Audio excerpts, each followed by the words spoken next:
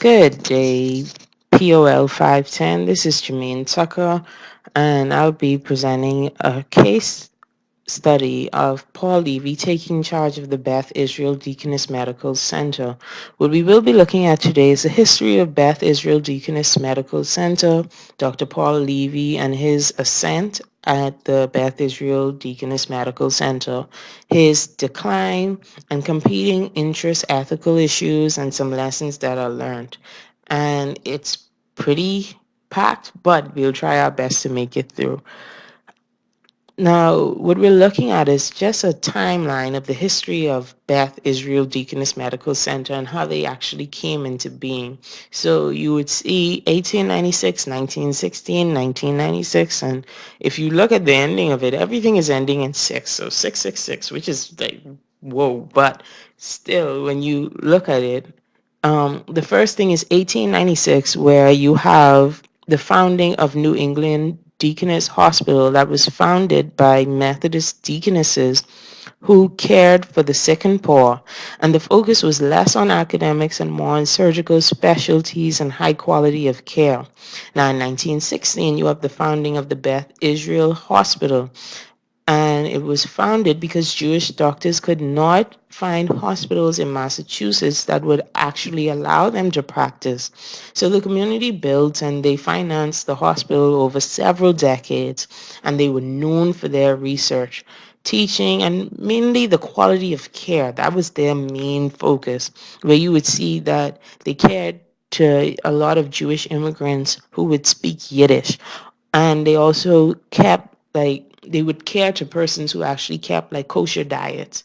So from there you have like this whole timeline where there's a subsequent merger that was as a result of the pushing for all Harvard affiliated hospitals to actually come together, and more so it was a smart move for like basically bolstering your market share with insurance companies. And strangely enough, Deaconess was actually not Beth Israel's first choice, but based off of the location and the slight sharing of ideas, that's why you have this merger that comes about. But because of this now, when you mix Christianity and Judaism, it comes with almost some problem just from basic like cultural differences. And it yes, you have the basic front man of saying that, yo, we're so different because we come from different religious backgrounds, but actually there was this academic versus clinical background that caused some problems.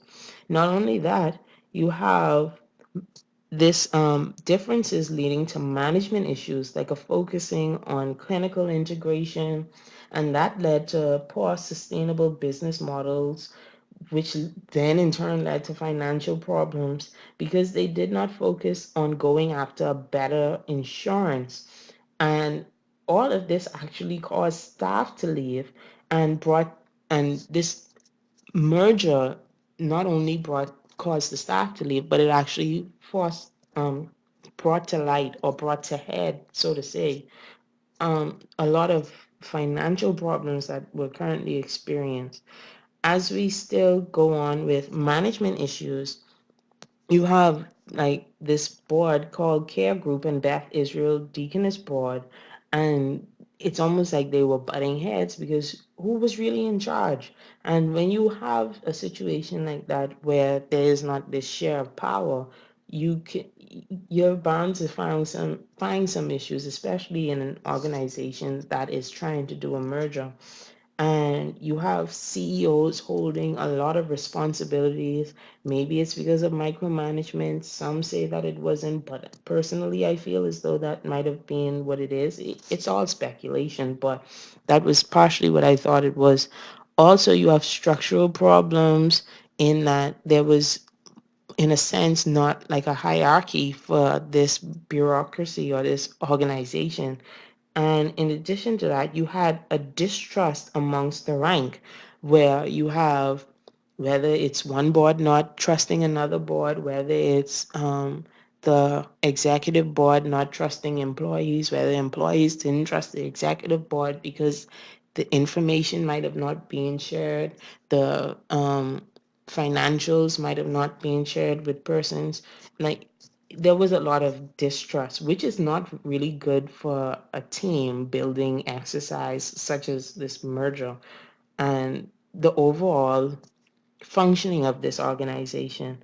And from there, there was really not a clear sense of direction on how to fix the problem, because before this whole merger came about, it appears as though that um, New England Deaconess Hospital, Beth Israel Hospital, like a lot of hospitals, they, especially if they aren't going after like real good insurance, um, they end up into this problem uh, where they possibly end up losing money as opposed to making money, because at the end of the day, even though they're providing a service, it's almost like there's still a business side of it, so you have to at least pay attention to that. And from there, it this is where you have the incoming of Dr. Paul Levy. Now, his background is that he basically has his master's in city planning. He attended MIT.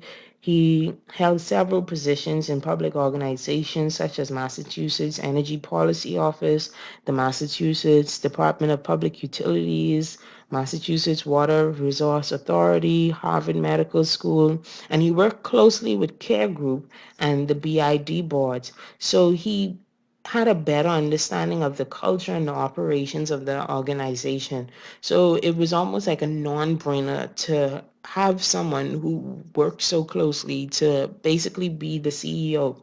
So from there, he integrated this whole change process, which is sort of similar to Cotter, where he, at the core of it, wanted to be in place from January so that the the consultancy firm that was actually in place would put out where they see problems within the organization, and from there, he wanted actually to use that as a point that he could create almost a sense of urgency that would kickstart this whole change process.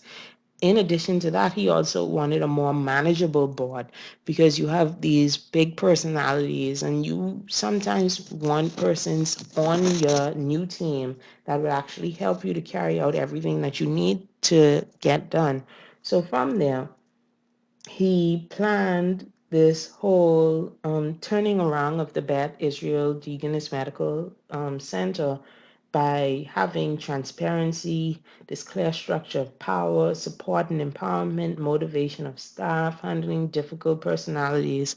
And in that, this is where you would see persons now attesting to the fact that, yes, from this whole transparency, he actually kept a blog to let persons know, okay, this is what's actually happening in my current role as a leader. He also made sure that he spoke or communicated as often as possible with lower level staff, or like we would call them, the street level bureaucrats who have to deliver such a service. In terms of this clear structure of power, he wanted to make sure that persons who were part of this whole clear structure of power would realize that at the end of the day, it cannot be something whereas you would focus on just, oh, it's just simply me and this is what I'm going to do. Or no, you actually have someone that you should be accountable to. And he would support his persons, he would empower them. And this whole support and empowerment actually came from, you have this room to fail or you have this room to succeed in this organization, whereas if you do something that works, then you continue to do it, or you try to say, okay, since this is working, how can we now improve upon something that is already working? But if this fails, then what can we learn and how can we improve from there? These are the stuff that he started to do. And you have persons like Dr. Julius Yang who actually mentioned that. And at the core of what he wanted to do in this whole empowerment and to make sure that this whole change sticks, he actually went to his nursing directors, and he went to persons on the lower levels, and he said, actually treat your patients as though they are family. And not only that, he wanted to say at the core of it, why exactly are we here? And when it comes down to why exactly are we here, it is to basically have this pride in the work that you've done, and that in turn should create this setting, in a sense, for clinical persons who should be avoiding harm to feel like, okay, I have a greater satisfaction in my job because of what I'm doing with my patients. Even this whole urgency that he created, he's letting them know that, look, the attorney general wants to sell this thing, and this is basically how we keep this as a non-for-profit entity. But if this doesn't work, then in a sense, we getting sold, and that's just the bottom line. So he instituted this annual operating plan, and it was a simple roadmap with three components, as Pat Folcarelli was saying. She's the director of patient safety, where they set up a financial target visible to all employees. They state a goal around the patient experience and employee satisfaction, and they be the best at what they can be. So in a sense, it's delivering this highest quality of care. And each goal had a specific metric and target that must be met with every year. From there, you find that he ended up getting these things done and persons love them, but at the same time, looking forward, you see this narrative of Levy's decline, where for his subordinates, he found himself into some issues with like COOs, where he met some resistance, and this resistance was as a result of differing leadership styles, where the COO, or the chief organizational officer, was more of a micromanager, and that didn't work so much with Levy. And he wanted to empower his persons. He even had the COO the COO resigned of his own volition, or his own accord, so to say. But he wanted to make sure that persons actually had a stake into the full functioning and success of this organization. So there was this creating of a buy-in. And the chiefs of department, he had some strenuous relationship with them, in that he was holding them accountable. Excuse me. And not only that, he actually wanted his staff, or these street level bureaucrats, to be more involved in the decision making process as opposed to only the chiefs. And from there, he saw some turnarounds, which are financial gains, patient care satisfaction went way up, the implementing of new medical procedures, leasing of building spaces, and he got a new COO, and he was looking ahead to the future. Now, from there, he ended up into a bit of an issue, in that one of the persons who he hired was someone who he actually had a pre-existing relationship with, and this pre-existing relationship caused persons to speculate that there was a bit more stuff going on, and it clouded his judgment, and he wasn't being as transparent possibly as he was before. So all of this was happening, and it led up to this whole 2011 step down of Levy, because of these whole competing interests, these ethical issues, and some lessons learned. So the competing issues came from, or competing interests came from this. Um, he had an obligation as a CEO to create a workplace environment where women, other than this lady who he had this pre-existing relationship with, Miss Muhammad, we would call her. She So because persons speculated that there was this romantic interest, and it influenced his hiring and promoting decisions. He wanted there was almost like a competing interest there, and it also caused persons to question, was he really being as fair as he could have been in how he hired and how he promoted staff? And then there was a reputation that he had to uphold of the Beth Israel Deaconess Medical Center, because his actions were undermining the hospital's basic reputation in the community. And then you had to also think about the patients and their families. So all of this caused him to step down.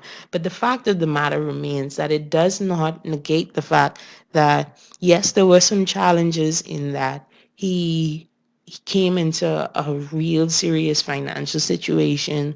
The attorney general was really ready to sell the organization for a for profit, and this was basically their last goal. He had these whole strategies where he wanted there to be utmost transparency. He wanted there to also be this whole idea of no such thing as over communication. You plan for all goals. You make sure that you have achievable milestones. So it's almost like this creating small wins. So when you look at Carter's steps of change, it almost everything fell in line with this whole idea of being an agent for change. And it actually got some serious progress that was made within Beth Israel Deaconess Medical Center. But at the same time, you have to also make sure of the kind of relationships that you're building and how it is that you can be strategic if you so desire to engage in such a like daunting task as running a merger and a newly or fresh or strained mergers per se. So this was a really interesting case study. I thoroughly enjoyed it. I hope that you enjoyed it, and I shall talk to you later.